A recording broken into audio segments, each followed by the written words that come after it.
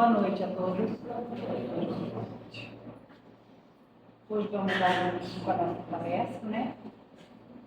A nossa noite tão maravilhosa, com a presença de todos vocês aqui. E tenho certeza absoluta que Jesus está muito contente com a presença de todos nós aqui nessa noite, né? Nessa casa tão linda, uma casa de amor, de carinho, de respeito ao próximo. Nós vamos ter uma palestra essa noite. A nossa palestra é com o nosso irmão Cristo, o Heitor César. Ele veio da cidade próxima, Paranaguari, vai estar aqui conosco essa noite, com o tema da nossa palestra da noite, lidando com as tentações. Nesse momento, eu peço a todos vocês, aqueles que se sentirem tocados, que possam se entregar ao mais alto possível. Fechar os seus olhos, respirar profundamente e elevar o seu pensamento a Deus, nosso Senhor Jesus Cristo, aos nossos amigos espirituais, ao mentor da nossa casa, para que possamos, Senhor, nessa noite, ao ouvirmos esta palestra, Senhor, tão maravilhosa, que possa entrar em nossos ouvidos, Senhor, que possa tocar em nossos corações. Senhor Jesus, tivemos um dia tão grande e ao mesmo tempo tão curto, mas estamos aqui, todos sentados, para ouvir, Senhor, a palestra da noite, para apagar as dores dos nossos corações, as nossas ansiedades, Senhor, e sairmos daqui renovados, Senhor, renovados na paz, no amor ao próximo, Senhor. Senhor Jesus, nos abençoe hoje, agora e sempre. Que assim seja. Amigos, nessa noite nós propomos uma reflexão em torno do tema das tentações. Esse tema que é tão central na minha vida e na de vocês, que Jesus, quando ele ensinou uma oração para os apóstolos, que eles pediram, ensina-nos uma oração para conversar com o Pai.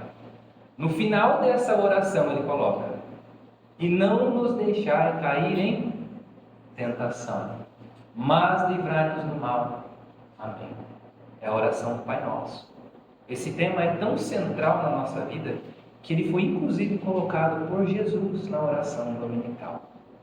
As tentações, meus amigos. Quem de nós nunca passou por aquele momento de eu quero, mas eu não posso. Eu desejo muito, mas eu não devo. Não é certo. Já conversei comigo, não dá para fazer isso. A tentação, meus amigos, é essa batalha interna em que, uma vez ou outra, todos nós aqui nos vemos nela. Essa batalha que se trava dentro de nós toda vez que existe um impulso, uma vontade que quer ser satisfeita, e essa vontade entra em confronto ou com a lógica, ou com a moral, ou mesmo, quiçá, com a razão, e se transforma em um dilema interior em que a gente é convidado a decidir. Lembra dos desenhos que passavam na televisão antigamente, quando a gente não tinha internet, só tinha lá o Bom Dia e Companhia, para quem é conterrâneo dos meus tempos, dos anos 90 ali, ou quiçá ainda anterior, onde determinado personagem do desenho, ele estava vivendo uma situação e de repente, surgia a dúvida. Ele precisava fazer uma escolha. E aí o que acontecia? Aparecia um anjinho do lado de cá e um diabinho do lado de lá. Lembram dessa cena? Todos nós aqui já vimos ela. Essa é uma ilustração desse combate que se apresenta para todos nós, vez ou outra, com mais ou menos intensidade na nossa caminhada. E de novo, a gente é chamado a decidir. Muitas vezes a tentação se apresenta com relação a coisas pequenas. Uma comida que o médico orientou que eu não devia comer, mas de repente eu gosto tanto daquilo, é tão difícil ficar longe daquilo que me dá prazer. Ou pode ser mesmo algo sério. O marido ou a mulher que está cogitando de trair o cônjuge, num dilema interno, encantado por outra pessoa. De repente tem filhos na relação. Uma pessoa que está com muita raiva querendo se vingar e de repente pensando em tirar a vida do outro. São situações reais, pessoal. Quando a gente vê um crime que aconteceu, é porque a pessoa, nesse dilema que ela ficou entre vou e não vou, acabou deixando a raiva falar mais alto. E quantos em contrapartida também não aconteceram porque a pessoa conseguiu pisar o pé no freio. Então vejam, seja para cometer um delito, ou seja para uma comidinha que eu gosto, mas não deveria, o princípio é o mesmo. Eu desejo, mas algo entra na frente do meu desejo e fala assim, epa, calma, pensa. E aí a gente fica entre a espada e a cruz e é chamado a tomar uma decisão. Nessa noite aqui eu vou propor algumas reflexões no seguinte sentido. Por que é que a gente é tentado? Deus, quando criou a vida, não poderia ter, de repente, tirado esse elemento de nós e deixado o caminho mais livre? Se isso existe, e nós entendemos que Deus é a sabedoria suprema, a inteligência suprema, todo amor, toda bondade, a tentação tem uma utilidade no nosso processo de desenvolvimento pessoal e espiritual. Será que nós já conhecemos qual é a utilidade da tentação? O que ela representa para nós? Visando que objetivo, que fim, que finalidade? Alcançar o quê? Que o Senhor permitiu que a gente passasse por esse tipo de situação. E, em último lugar, o que nós podemos fazer? Perdão. Que recursos nós podemos lançar mão quando nós estivermos passando por uma tentação, passando por um momento difícil de escolha, seja entre algo simples ou entre algo mais sério. Para abordar essas questões, meus amigos, e para eventualmente tentar respondê-las, nesta noite nós propomos um roteiro um tanto quanto diferente, vamos dizer. Desejamos dividir com vocês uma história, quiçá um pouquinho longa, mas que visa abordar essa temática da tentação e como que a doutrina espírita compreende esse tema, de novo através de uma forma talvez mais suave, envolvida em um enredo e procurando enxergar esse tema da tentação sobre a vida de um personagem específico, que representa aqui cada um de nós. Essa história se chama Um Doce Combate. Como ela é um pouco comprida, eu peço licença a vocês para lê-la e vamos acompanhando e nos enxergando nesse personagem e meditando sobre esse tema da tentação. Vamos lá? Essa história, meus amigos, se passa em uma cidadezinha equilibrada entre o agito do comércio e a tranquilidade do interior. Lá vive uma moça que se chama Rebeca, que vive seus dias entrelaçados entre os sonhos e a realidade. Com seus 24 anos, ela dividia o seu tempo entre o trabalho como caixa em uma movimentada loja de varejo e as aulas da faculdade de moda, que era a sua verdadeira paixão. Ela caminhava pelas ruas de paralelepípedos com uma elegância despretensiosa. O seu amor pela moda era refletido em cada peça de roupa que era cuidadosamente escolhida por ela. No entanto, por trás daquele sorriso gentil e olhar sonhador, ela esconde uma batalha interna, um segredo doce e amargo ao mesmo tempo. Desde pequena, Rebeca encontrava conforto nos doces. Eram pequenos prêmios dados pelos seus pais para acalmar as suas frustrações infantis. Toda vez que tinha alguma situação que ela ficava nervosa, não se comportava, os pais como que compravam ela com um doce. Toma um chocolatinho, fica tranquila. Com o tempo, essas guloseimas acabaram se tornando um refúgio, um escape para os momentos de insegurança e tristeza. Essa doce tentação, no entanto, cobrava o seu preço. A insatisfação com o seu próprio reflexo no espelho e uma saúde tanto quanto vacilante. Todos os dias, no caminho para o trabalho, Rebeca passava por um bosque urbano, um oásis de serenidade em meio ao caos do cotidiano. Ali ela se permitia alguns momentos de introspecção, sentada num banco de madeira, contemplando as árvores que dançavam ao sabor do vento e o lago que espelhava o céu azul. Era um breve encontro onde ela se refazia das tensões do dia a dia. Mas essa jornada também a levava por uma tortura diária. A vitrine de uma loja de doces que tinha bem no caminho para o trabalho.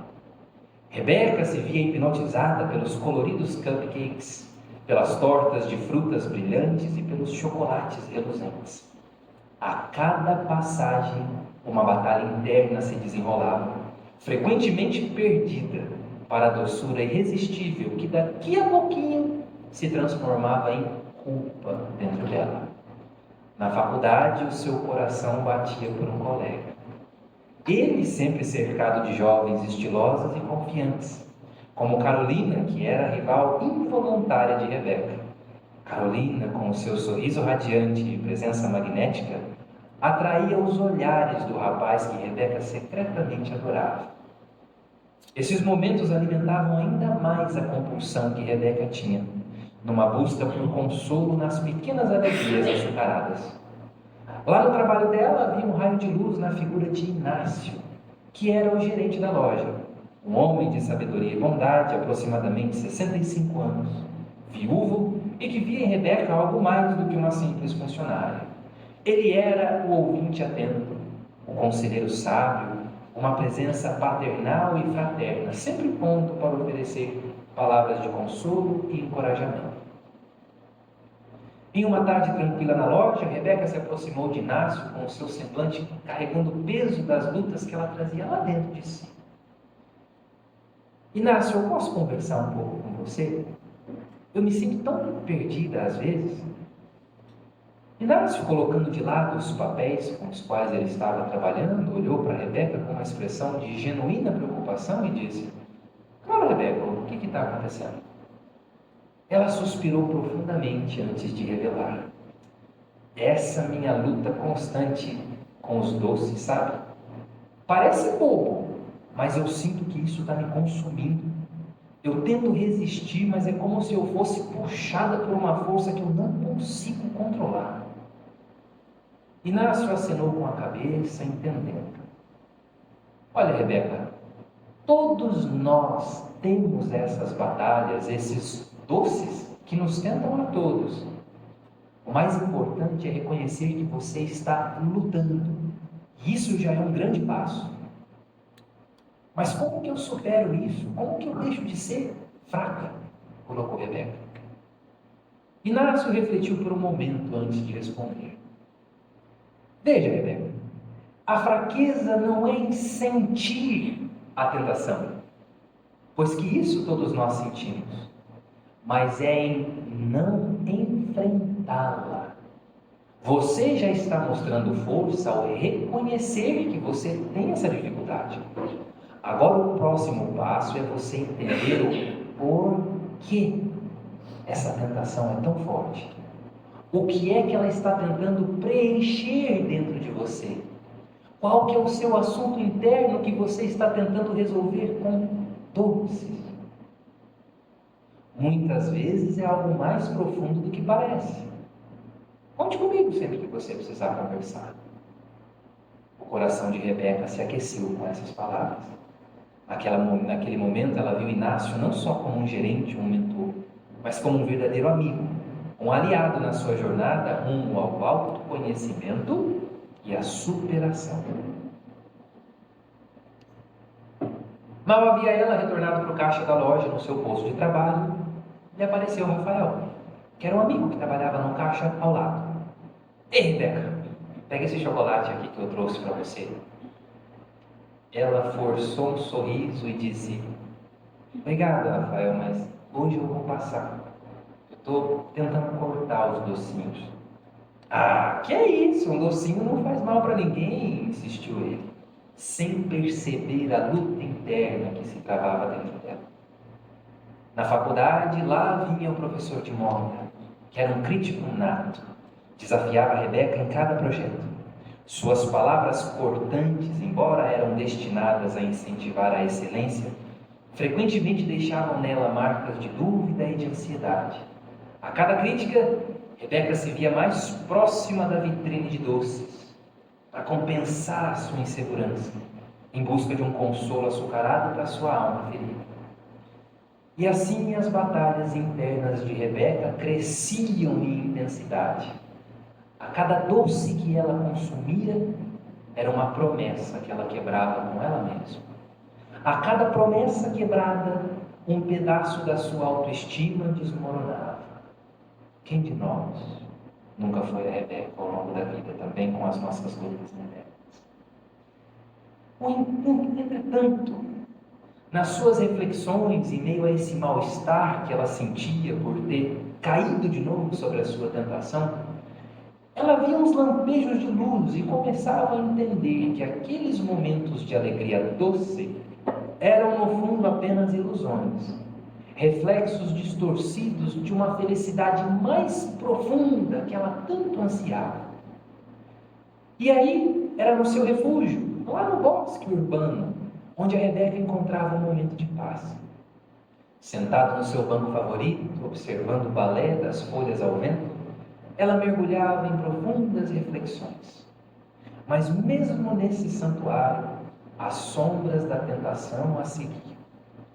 A lembrança dos doces, a sensação daquele conforto momentâneo que ela sentia no açúcar, era uma constante tentação a vir na sua cabeça.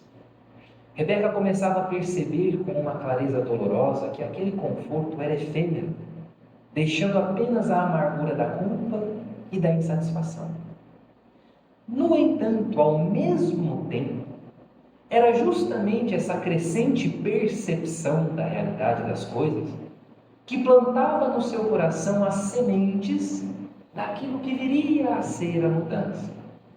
Rebeca, em meio a essa teia de conflitos e desafios, ela começava a buscar uma saída, um caminho para uma vida onde ela pudesse olhar no espelho e realmente gostar do que ela via, não só por fora, mas principalmente por dentro. Um dia particularmente difícil, depois de um episódio onde ela perdeu a batalha pelos doces, que a deixou se sentindo culpada e frustrada, ela foi procurar de novo o amigo Inácio para conversar. Inácio do céu, eu sinto que eu estou num ciclo sem fim. Eu me perco nessa tentação e depois eu me sinto horrível. Eu não sei como que eu vou conseguir vencer isso. Inácio, com a sua habitual sabedoria e compaixão, sugeriu então para a amiga: Rebeca, você já procurou buscar algum tipo de orientação espiritual? Sabe, às vezes as respostas que a gente procura estão além do que nós podemos ver ou tocar. Nessa hora, a Rebeca se lembrou da sua infância.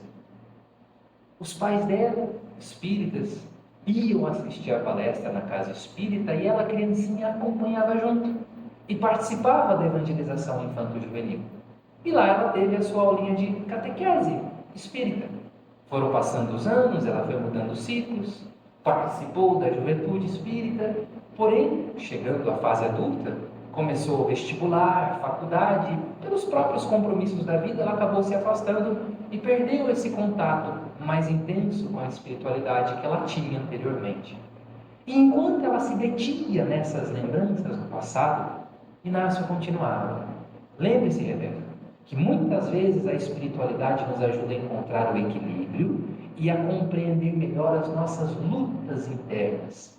O que é que está se passando, por que está se passando, qual a origem disso que eu estou sentindo.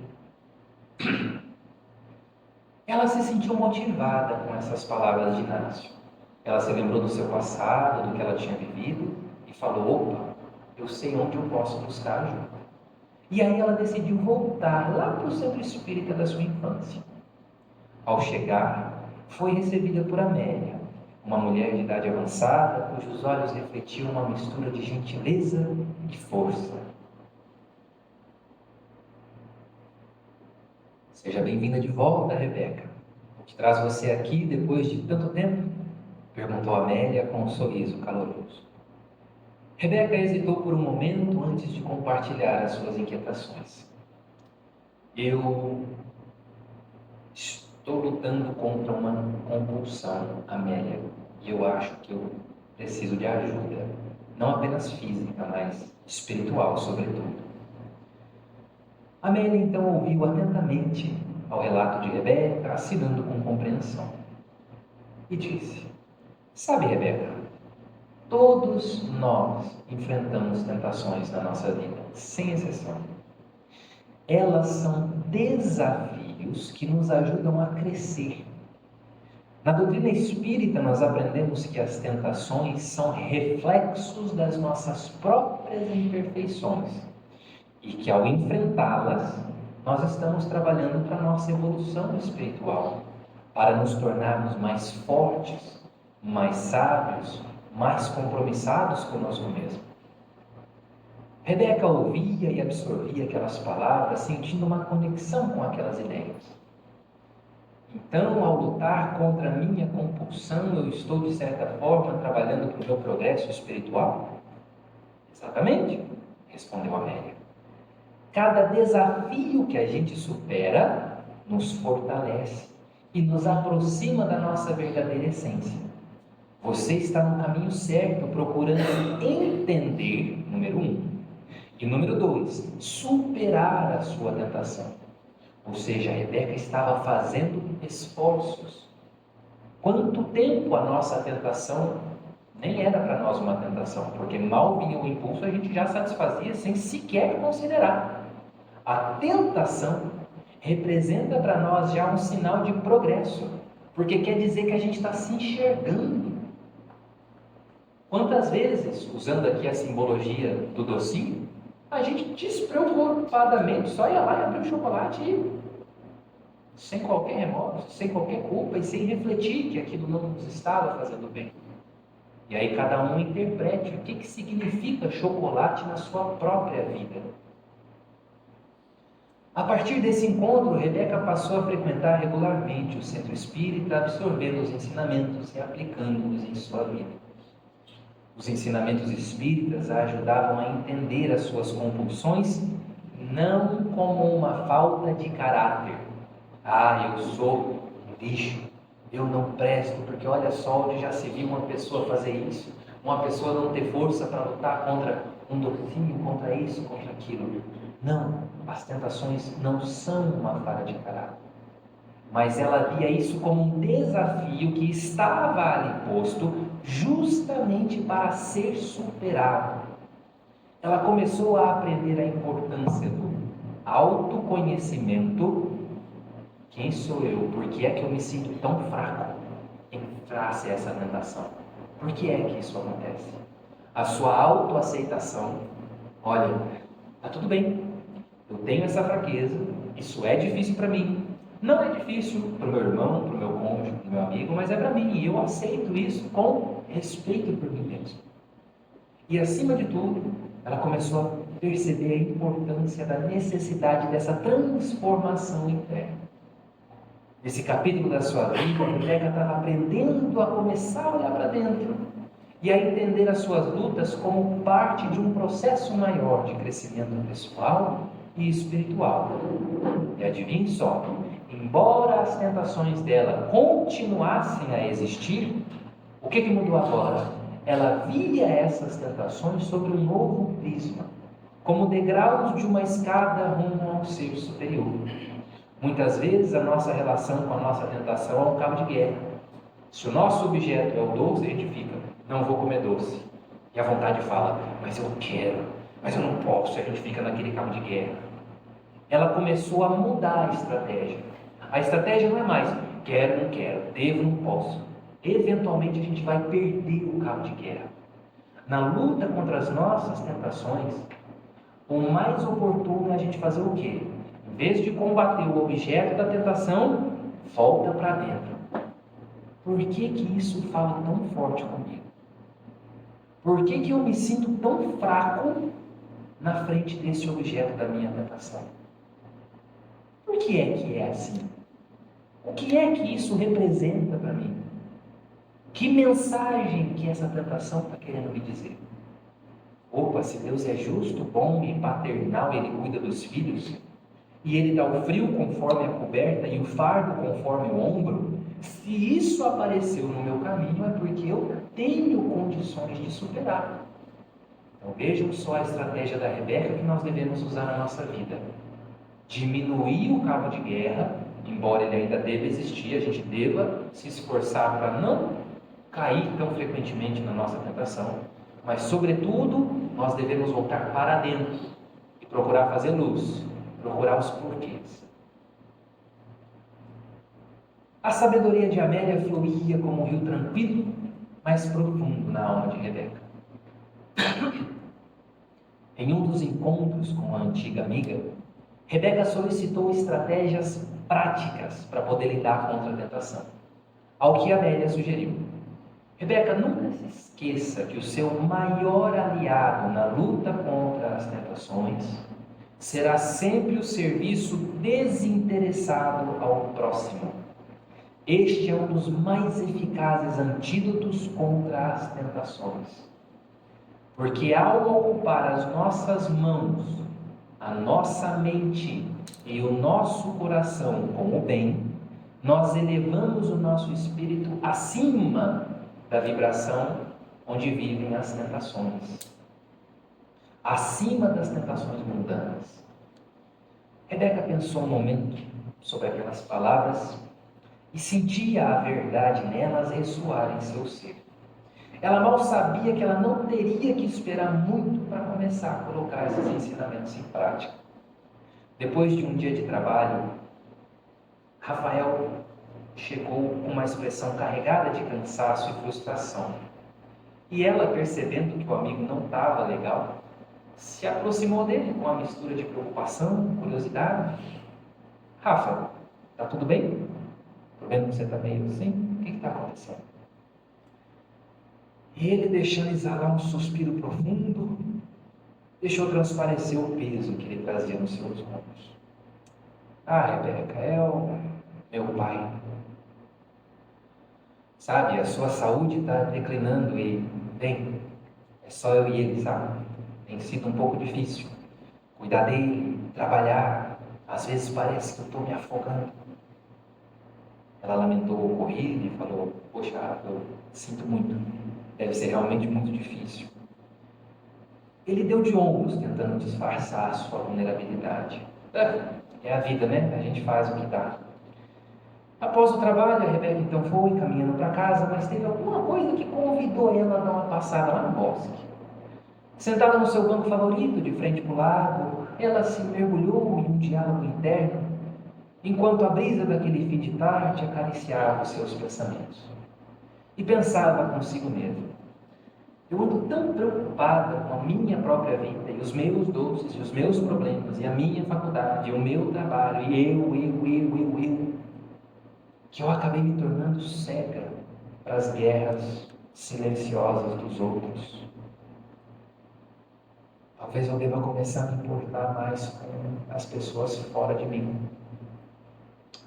Eu aprendi na doutrina espírita que nós devemos amar o próximo que está mais próximo. O Rafa sempre estava ali do meu lado, ao alcance da minha visão. E eu nunca procurei conhecer a sua história. Um companheiro de jornada que estava oculto por trás de um véu de cotidiano. Chega. É hora de fazer alguma coisa por eles, ou melhor, por mim mesmo.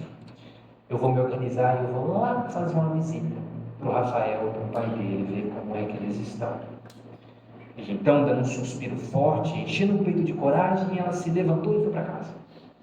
Embora a emoção daquele momento, ela se sentia assim um tanto mais leve, como se ela tivesse deixado para trás um fardo invisível. E assim, intuída por bons pensamentos, ela mal imaginava que estava dando início a uma das transformações mais profundas que ela já havia vivido na sua vida. E foi então que no próximo dia, Rebeca teve a oportunidade de ir à casa de Rafael e conhecer José, seu pai, pessoalmente. O pai de Rafael era um homem de idade já avançada, com olhos que contavam histórias de uma vida cheia de altos e baixos. Durante a visita, José compartilhou com Rebeca um pouco da sua história. Sabe, Rebeca, a vida me ensinou muito. Perdi minha esposa cedo e criar o Rafael sozinho não foi tarefa fácil. Mas em cada dificuldade eu encontrei uma força que eu nem sabia que eu tinha. E a Rebeca ouvia atentamente como ouvia. Sua história é realmente inspiradora, seu José. Mostra o quão forte você é. José sorriu. Todos nós temos essa força, Rebeca. Às vezes a gente só precisa de um pouco de ajuda para encontrar onde que ela está dentro de nós. Essa conversa tocou profundamente Rebeca.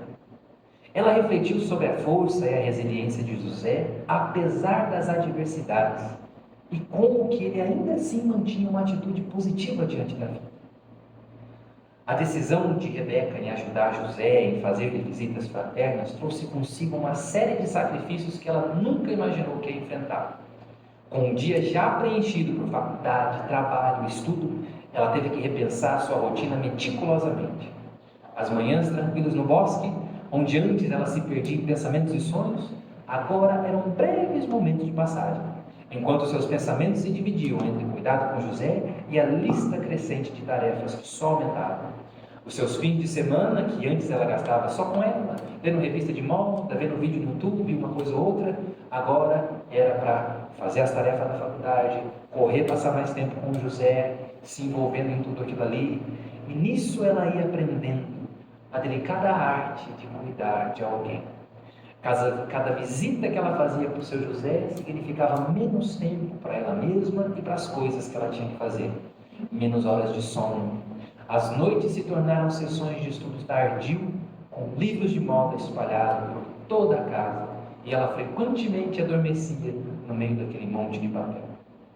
No entanto, apesar de toda essa correria, onde ela não tinha mais tempo para nada, passou a ter uma rotina muito mais tumultuada do que ela já tinha.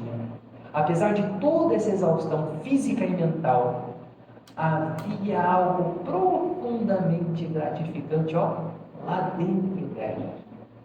Cada sorriso que ela ganhava do seu José, cada história que era compartilhada, cada obrigado que ele dizia, reacendia uma chama dentro dela que como que aquecia por dentro. Era como se, ao se despojar das conveniências e dos confortos pessoais, a Rebeca descobrisse uma força e um propósito que ela nunca soube que ela tinha. Em cada gesto de cuidado, cada atenção dedicada para o seu José, ela encontrava uma alegria genuína, um sentimento de realização que ia muito além daquele fogo da alegria que os doces causavam e logo deixava ela ali com um sentimento de remorso. E assim esses sacrifícios foram trazendo para ela uma nova compreensão da vida. Mais madura ela foi ficando, menos afoita, e assim cada vez mais ela ia se transformando. Caminhava ainda pelas mesmas ruas, passava pela loja de doces, sentia aquela atração, mas alguma coisa agora havia mudado. Os doces, que eram um farol irresistível, agora já era uma luz um pouco mais distante no universo dela. Ela havia aprendido a navegar por essas águas turbulentas com uma nova consciência de si mesma.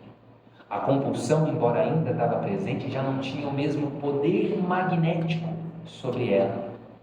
Ela agora entendia que cada escolha era uma oportunidade de afirmar o seu controle, a sua vontade, e não uma inevitabilidade ao qual ela tinha que se render. Ela tinha aprendido a ver o mundo além do seu próprio reflexo.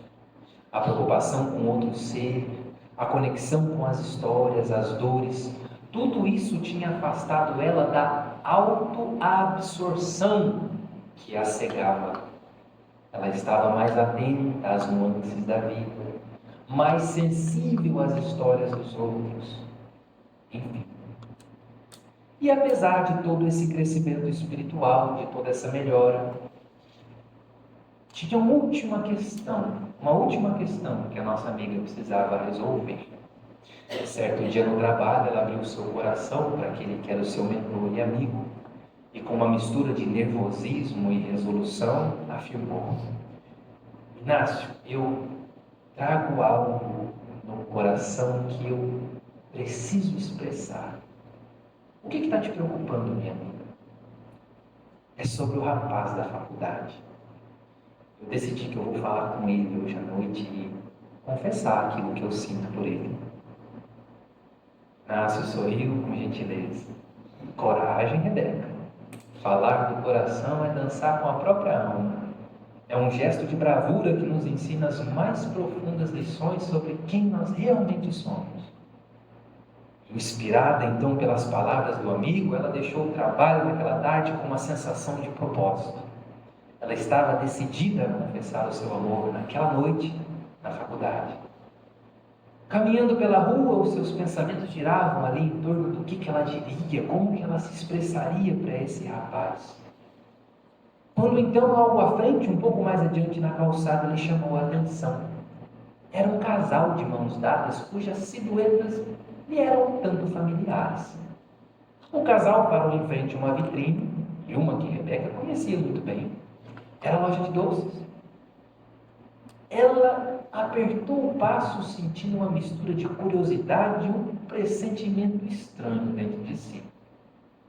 Ao fitar o interior da loja, Rebeca viu, através da vitrine iluminada, o espelho das suas suspeitas mais profundas.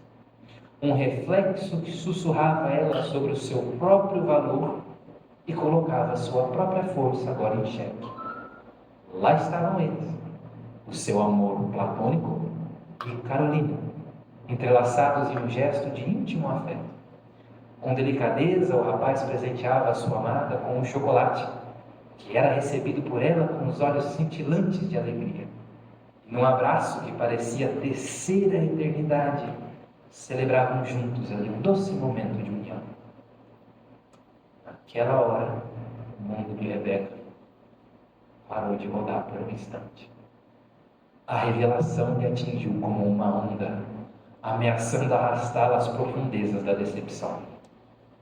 Entretanto, passado breves segundos daquele choque inicial, ela teve um estalo de consciência. E então, ao contrário do que ela esperava, ela começou a perceber algo diferente dentro dela. Ao recobrar a consciência de si mesma, ela sentiu que como uma névoa sutil a envolvia, imprimindo-lhe a leveza de uma nova compreensão. Era como se, em vez de ser tragada para um mar de desespero e desilusão, ela estivesse flutuando suavemente em direção à superfície da verdade, em um novo e equilibrado estado de espírito. Seus olhos pousaram por um instante sobre o casal, testemunhando um vínculo que não era seu para reivindicar.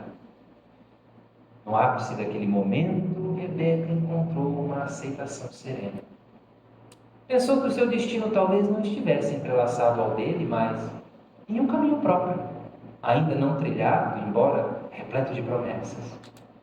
Exalando um suspiro que carregava consigo as folhas de um capítulo concluído, ela resolveu seguir em frente pela calçada, deixando para trás não só a vitrine de doces e o casal enamorado, mas também uma velha versão de si mesma, pronta agora para abraçar o desconhecido com coragem e esperança. Mas antes de ir para casa, ela decidiu fazer uma breve pausa no box, para processar um pouco melhor aquilo que ela estava vivendo. E ali, sentada no velho banco amigo, de frente ao lago, ela experimentou um momento de profunda clareza e alívio. E envolvida em reflexões profundas, ela mal percebeu que se aproximou um rapaz, que era um outro colega de sala da faculdade dela. Um jovem que até então passara praticamente despercebido pelo seu olhar. Ele parou ao seu lado e, sem que ela notasse, e com uma voz suave que quebrava o silêncio, comentou baixinho: às vezes o coração precisa navegar por mares turbulentos para então encontrar sua verdadeira direção. Tomada de ligeira surpresa, Rebeca ergue os olhos e fita o rapaz. É verdade. A vida tem uma maneira estranha de nos mostrar o que realmente importa. O rapaz, em um gesto de quem a compreendia profundamente, deixou escapar um leve sorriso. Um sorriso que iluminava os olhos de Rebeca com um brilho de entendimento. E ele disse: eu também já tive aqui a contemplar as águas mansas desse lago, buscando ecos de resposta. Uma faísca de curiosidade então brilhou nos olhos de Rebeca. E você encontrou aquilo que você buscava? Perguntou ela. Eu encontrei pedaços, respondia o rapaz, enquanto ele se sentava delicadamente no banco ao lado dela. Sobretudo, eu aprendi que as respostas mais profundas são como joias que estão ocultas dentro da nossa alma, esperando serem reveladas pela chama gentil da nossa atenção, em forma de busca e desejo. À medida que a conversa fluía, Rebeca sentia um despertar delicado, uma sensibilidade nova e inesperada. Era uma sensação sutil, um arrepio de expectativa, um pulsar suave de algo desconhecido. Ali, pela primeira vez, ela viu aquele colega sob uma nova luz. Não mais como um mero rosto na sala de aula, mas um ser de profundidades inexploradas. Um coração que batia história e sonhos que se pareciam com os seus. Juntos eles permaneceram ali, seus pensamentos e risos entrelaçando-se no ar, enquanto o sol lentamente se despedia do dia, tingindo o céu com uma paleta de laranjas e rosas. Era um quadro de simplicidade e profundidade, tecendo um caminho de novos inícios e promessas delicadas, um prelúdio de uma história ainda a ser escrita. E assim Rebeca continuou a sua jornada, não mais como uma vítima das circunstâncias, mas como uma arquiteta agora da sua própria vida, uma vida de autoconhecimento, de compaixão e de crescimento constantes. Uma mensagem viva de que com vontade e iluminação interior, cada um de nós aqui pode superar as suas lutas e encontrar um novo amanhecer. E assim nós chegamos ao fim da história de Rebeca. E frisamos daqui alguns conselhos práticos para lidar com as tentações. Nós não somos menos por ter fraqueza em direção a algo. Pelo contrário, isso representa para nós um ponto que precisa ser superado. O Espírito Emmanuel, numa mensagem intitulada Origem das Tentações, nos diz assim, ao final da mensagem: cada dia traz situações magnéticas específicas. Observa o que foi que te chamou a atenção e chegarás a conhecer o que é que te move em relação com aquilo. Um balde de milho é uma situação magnética que atrai um cavalo, mas não atrai o ser humano.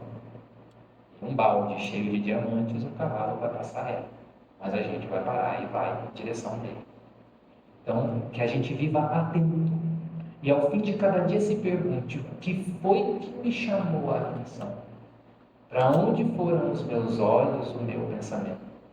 E comecemos a fazer uma jornada em direção de nós, sempre caminhando cada vez mais fundo, propondo perguntas após perguntas, para a gente chegar a encontrar o móvel da nossa ação. Por que aquilo conversa conosco? Ao lidar com as tentações, vamos procurar resistir, como em um cabo de guerra. Quantas vezes nós caímos, não percamos tempo em remorso. A culpa e o remorso servem apenas como indicativo. Erraste. Se a gente já percebeu que a gente errou, não perde tempo chorando leite derramado. Levanta, sacode a poeira e conversa consigo mesmo. Olha, tudo bem? Eu sou humano, eu estou ganhando forças, vamos lá. Da próxima vez, eu vou tentar ser mais forte. E enquanto a gente segue fazendo forças, a gente faz um trabalho em outra frente, que é o trabalho que a Rebeca fez. Por que é que eu sou tão fraca? Eu não quero ser uma marionete, onde os meus desejos me controlam, onde os seres espirituais que exploram as minhas chagas me dominam. Allan Kardec pergunta no Livro dos Espíritos: influem os espíritos em nossas vidas? E a resposta é: muito mais do que imaginais. Como que eles influem? Aqui, através do pensamento. Tem a nossa voz. Parece que é a gente que está pensando, mas olha, de repente surgem umas ideias do nada. Se a gente tem uma dificuldade com um docinho, por exemplo, a gente está aqui tranquilo. E aí de repente começa: nossa, um açúcarzinho agora. Nossa, aquela calda. E aí a gente vai, pega esse fio e fica. A gente degusta assim, ó. E a ideia vem e a gente vai comprando. Que nem o desenho o desenho do pica-pau, quando está passando um frango e ele ia voando assim na fumacinha até o frango, a gente vai embora nesse pensamento. É assim que os espíritos nos conduzem, cada um sendo levado para o seu docinho. Então, busquemos o autoconhecimento, para que quando chegue um impulso, cegamente a gente não se deixe levar pelo impulso. Quando uma ideia nos visita à mente, todos nós aqui temos a possibilidade de questionar esse pensamento. Falar: opa, peraí, para na porta, não vou deixar você entrar não. Me convém pensar isso? Lembra de Jesus: onde está o seu tesouro, ali está o coração. Porque a vida de cada um de nós é basicamente o lugar onde o nosso pensamento está. Geralmente, se a gente tem um vício, se a gente tem uma dificuldade, esse é o objeto central. O nosso pensamento fica mais ou menos circulando em volta daquilo. A gente vai para o trabalho, convive com a família, mas bobeou, a gente volta ali. O pensamento central da nossa existência. Como que a gente vai chegar a mudar essa situação? Luz, iluminando, através do autoconhecimento. Orando, buscando a casa espírita, buscando uma boa leitura, convivendo com boas pessoas, cortando as amizades e as companhias que não conversam coisa boa, que a gente já sabe que não leva para lugar nenhum. Assim como um balde de água suja, que a gente vai limpando, jogando água limpa dentro. É devagar, não é? Mas a sujeira do fundo, eventualmente, vai voando, vai subindo do fundo, saindo para fora. E ao curso de algum tempo, a gente tem o balde com água limpa apenas. Terceiro medicamento, e talvez o mais eficaz: procurarmos ser úteis para alguém e sairmos da nossa bolha. Muitas vezes a nossa intenção é legítima, como a da Rebeca. Ela queria resolver o conflito íntimo, mas no fim ela vivia só para ela, como muitos de nós vivemos só para nós. Está chegando o fim de semana, a gente pensa: eu vou fazer, aonde eu vou ir, com quem que eu vou sair, eu. Quanto que a gente está cedendo para ser do outro? Visita de repente para um parente, um amigo, um asilo, um hospital. Um trabalho voluntariado em algum lugar, na casa espírita, ajudando aqui no Yakisoba. Em algum outro lugar que a gente possa servir de alguma forma. E não precise ir longe, pessoal. Normalmente a oportunidade do trabalho está bem próxima, está dentro de casa. Na nossa família, num parente de primeiro grau, num vizinho, através de uma boa conversa, através de um sorriso, dedicando um talento que nós tenhamos. Eu sei cozinhar, eu sei bordar, eu sei varrer, eu sei limpar, eu sei contar uma história, eu sei sentar num banco e prestar ouvidos para quem precise falar. Toda vez que a gente sai para fora de nós, quando a gente volta, a gente não é o mesmo. É aquele ditado: meu problema é o maior do mundo. Até eu conviver com alguém que tem um problema maior que o meu. Aí eu olho para o meu problema e falo: vou ficar bem quietinho com o meu, porque eu não trocava o meu problema pelo dessa pessoa. Então, quando a gente sai para fora de nós fazemos como que uma oxigenação da nossa própria vida. E quando a gente volta para dentro para o nosso combate íntimo, a gente está renovado. E assim, de grão em grão, a galinha chega a encher o papo eventualmente. A água mole em pedra dura, tanto bate até que fura. Vai pingando. Sai um pouquinho, sai o outro. E comprometido com essa minha reforma, eu vou me trabalhando, até eventualmente chegar um momento, como a Rebeca colocou. Ela passava na loja de doces, era a mesma coisa que nada? Não. Ela conhecia muito bem o prazer que os doces me davam. Todos nós aqui conhecemos muito bem o prazer que a nossa tentação nos proporciona. Mas o que mudou? Essa força externa já não tinha o domínio que tinha sobre ela.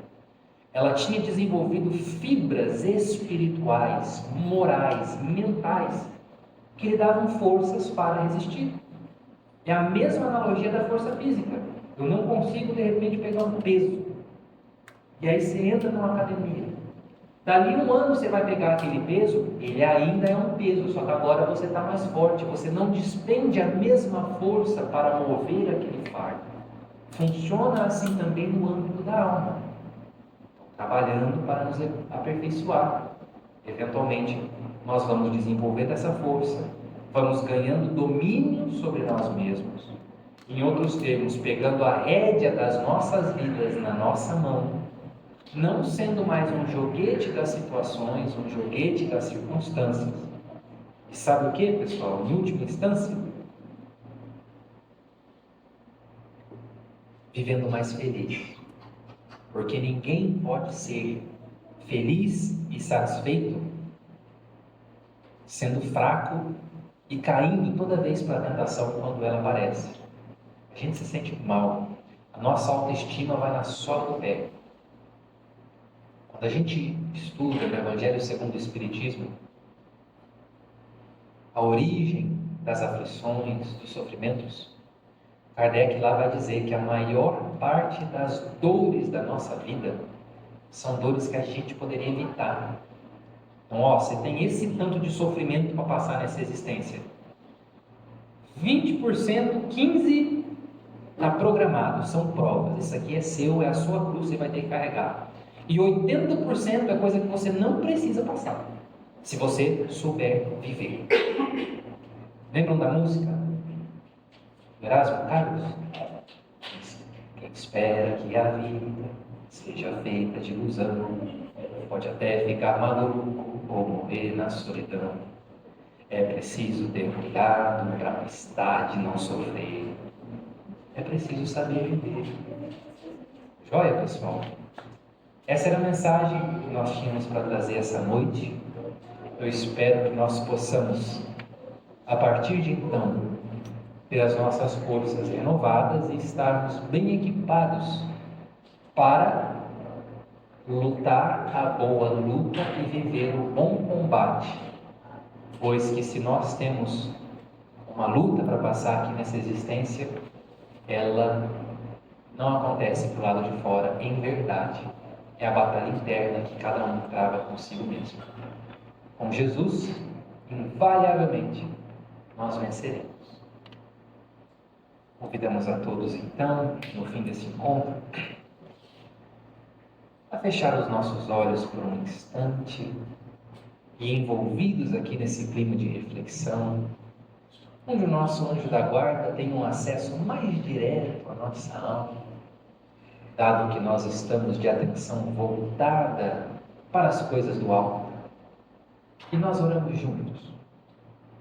Ó Senhor meu Deus, Pai eterno, Criador da vida, muito obrigado, Senhor, por essa oportunidade, por essa casa amiga que abre as portas para nós em Seu nome, Senhor, para nos trazer o pão da alma, do qual nós temos tanta fome, Senhor, pois que trazendo o corpo físico devidamente alimentado, o nosso espírito ainda tem fome, Senhor, ainda tem sede de compreensão, Senhor, para que a gente possa compreender essa vida com os seus sofrimentos e conquistar a nutrição, a força espiritual, Senhor, para vencer o combate que cada um de nós aqui trava consigo mesmo.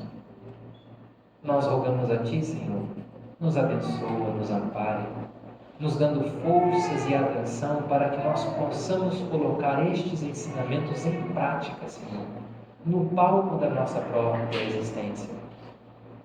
Perdoa as vezes que nós sucumbimos, Pai, quando nós caímos sobre as nossas próprias tentações. Permite-nos a oportunidade do soerguimento e a força, Senhor, de retornar ao combate, para desta feita não cair. Nós não rogamos apenas por nós, mas por todas as pessoas, Senhor, que sofrem, que enfrentam as suas lutas, algumas delas, Senhor, muito acerbas, a perda de um ente querido, uma situação de saúde extremamente complicada. Quantos são, Senhor, os quadros em que a criatura se vê rodeada de aflição? Nós sabemos que apenas a fé e a confiança em Ti constituem um verdadeiro remédio para essas situações. E assim nós rogamos que essa prece em forma de luz possa ser, Senhor, um bálsamo a recair sobre todos os nossos irmãos em humanidade, precisando, Senhor, de luz, de amparo, de forças. Alguns nomes nos visitam o pensamento agora, Senhor, de corações queridos que nós sabemos em necessidade e pelos quais nós gostaríamos de pedir. Abençoa-os, Pai. Leva até eles o nosso abraço fraterno, para que eles se sintam fortes e revigorados para o bom combate que um dia cessará e que, se bem lutado, Senhor, trará invariavelmente para todos nós os louros da vitória. Assim, em Teu nome, sob a Tua paz e a Tua graça, nós nos despedimos desta noite, agradecendo mais uma vez pela oportunidade e rogando que as Suas bênçãos permaneçam conosco, hoje, agora e sempre. Que assim seja. Muito obrigado a todos pela sua atenção. Que nós possamos voltar para os nossos lares, levando a paz desse encontro. Muito obrigado.